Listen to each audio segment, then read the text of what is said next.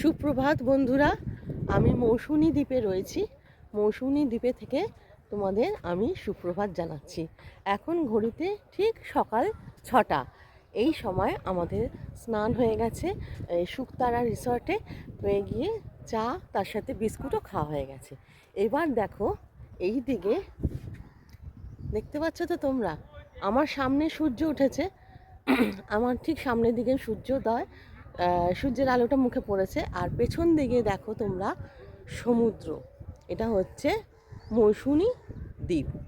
মানে এখানে কোনো সমুদ্রের ধারে কোনো স্নানের দেখছি না কোনো হুড়োহুড়ি। আর সমুদ্রের সামনেটা মানে অনেকটা কিরম যেন শক্ত আঠালো মাটির মতো। মানে লরি যদি যায় তাও চাকা দেবে যাবে না, বালির মধ্যে শক্ত।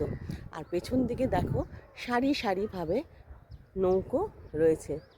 তোমরা কি দেখতে পাচ্ছ? দেখাতে পাচ্ছি, অনেক দূরে দূরে দেখো সব নৌকো রয়েছে। আবার পরে আপডেটগুলো তোমাদের দিতে থাকবো।